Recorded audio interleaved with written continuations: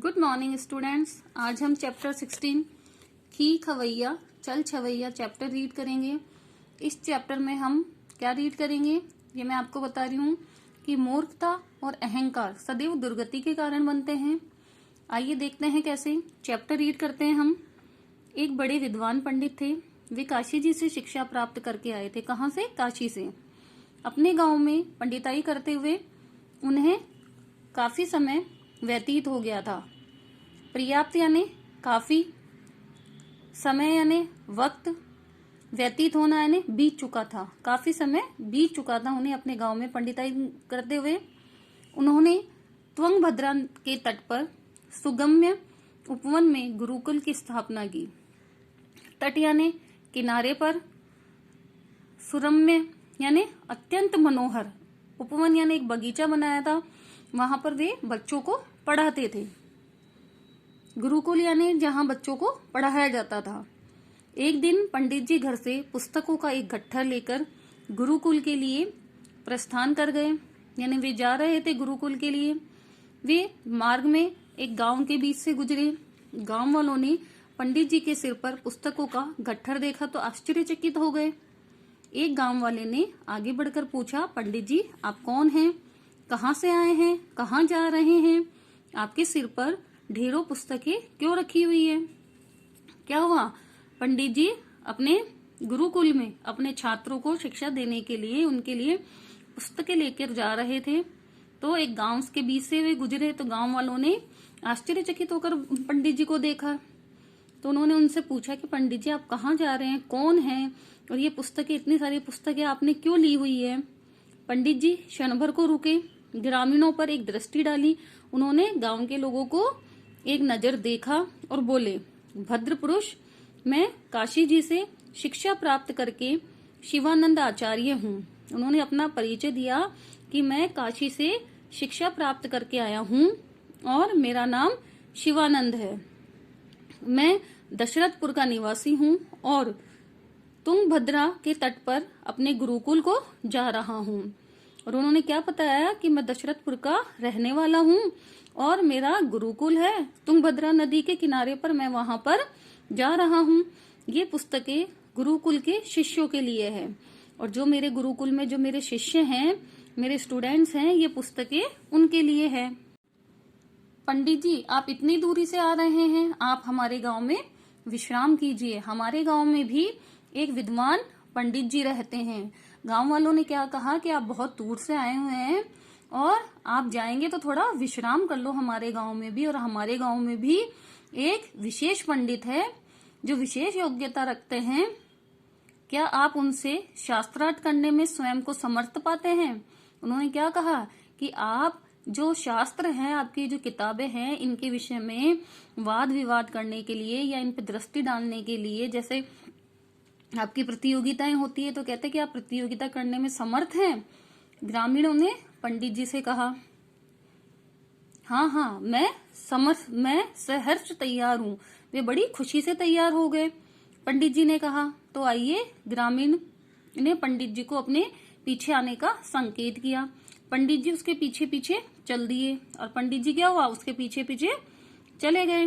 ग्रामीण ने पंडित जी को भोजन कराया और गांव वाले पंडित जी के पास शास्त्रार्थ की सूचना भेज दी।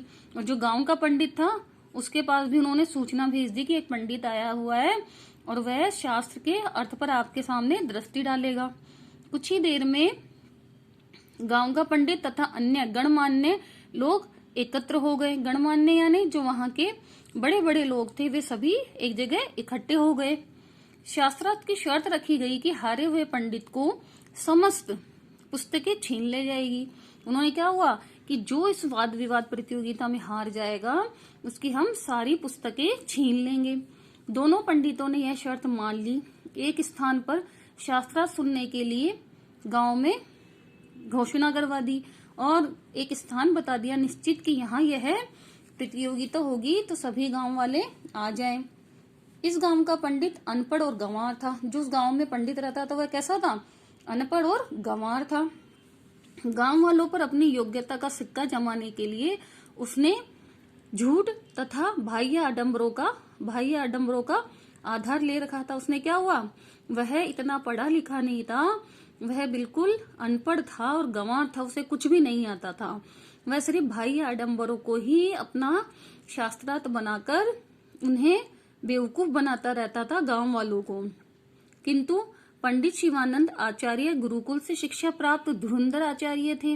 वे तो बहुत चतुर थे। कौन? शिवानंद पंडित। लेकिन देखिए उनके साथ क्या हुआ, वे शिष्टाचार का पूर्णतः पालन करते थे। शिष्टाचार यानी शिष्ट रीति का व्यवहार, वे बहुत व्यवहारिक थे और वे उनका पालन भी करते थे। उन्हें मंच पर पहुंचते ही गांव वालों ने उनका अभिवादन किया। पंडित जी ने गांव वाले पंडित जी से कहा नमस्कार। क्या हुआ, पहले जब वे उनके मंच पर पहुंचे तो उन्होंने, गांव वालों ने उनका क्या किया, अभिवादन किया, उनको नमस्कार किया। पंडित जी ने भी गांव वाले पंडित से कहा नमस्कार। गांव वाला पंडित तो महामूर्ख था, उसे कुछ नहीं आता था। उसने कहा नमस्कार शब्द पहले कभी सुना ही न था, उसने यह शब्द पहले कभी सुना ही नहीं था।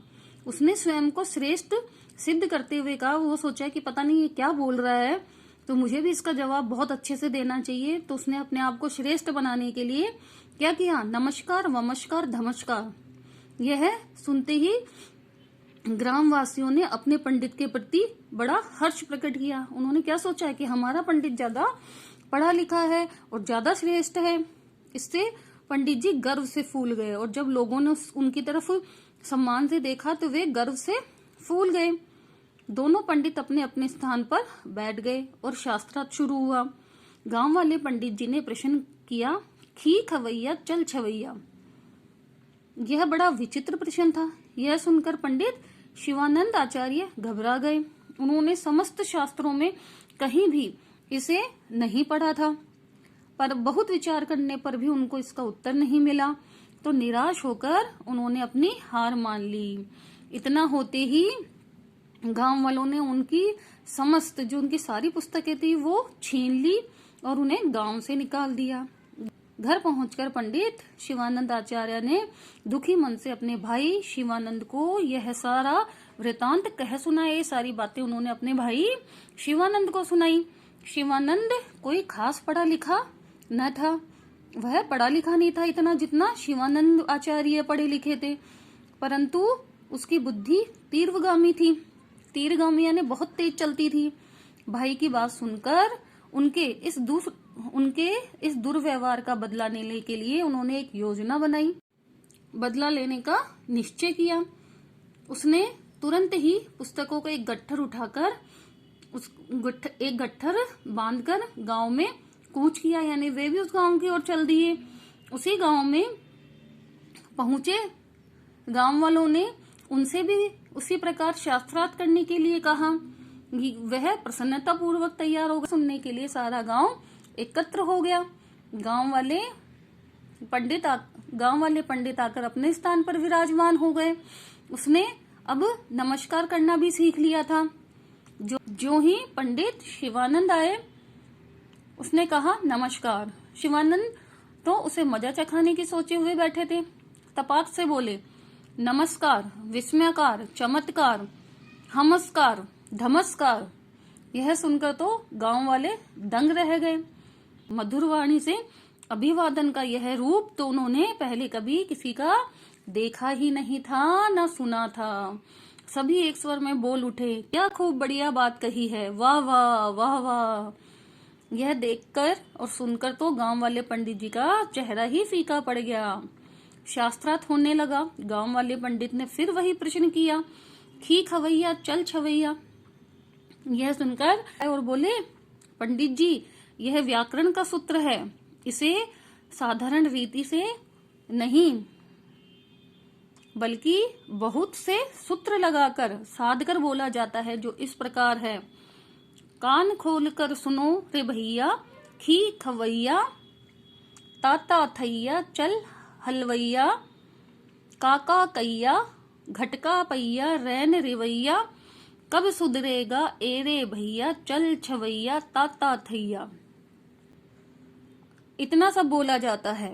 आपने केवल खी खवैया चल छवैया कहकर शास्त्र की ही नहीं केवल अवहेलना की है, अपितु उसका अपमान भी किया है। इसके लिए शास्त्र आपके लिए दंड का विधान करता है, और वह यह है कि यदि कोई पंडित पूरा सूत्र न बोलकर शास्त्र का अपमान करे तो उसकी चोटी काट ली जाए और उपस्थित जनों से उसे क्षमा मांगनी होगी, और वह क्षमा मांगे। ऐसा कहते पंडित विश्वानंद आवेश में आ गए और उनकी बात सुनकर गांव वालों में जोश भर गया। उन्होंने पंडित विश्वानंद की जय के नारे लगाने शुरू कर दिए। क्या किया उन्होंने? वे समझ गए कि जो हमारे गांव का पंडित है वह मूर्ख है, और उन्होंने विश्वानंद की जय के नारे लगाने शुरू कर दिए। विश्वानंद की जीत हुई और गांव वाले मूर्ख पंडित को विश्वानंद के कहे अनुसार दंडित किया गया, उसकी चोटी काट ली गई और उसको सभी से क्षमा मांगनी पड़ी। उसने सभी गांव वालों से क्षमा मांगी। विश्वानंद को पूर्ण विजय का सम्मान देते हुए गांव वालों ने मूर्ख पंडित के घर की सारी पुस्तकें विश्वानंद को दे दी। गांव वाले पंडित की पोल खुल चुकी थी, वह स्वयं गांव छोड़कर भाग गया। बच्चों, इस चैप्टर में कुछ शब्द अंडरलाइन किए हुए हैं, वे आपके कठिन शब्द हैं। आपको ये शब्द अपनी नोटबुक में लिखने हैं, साथ ही ये शब्दार्थ भी आपको अपनी नोटबुक में लिखने हैं।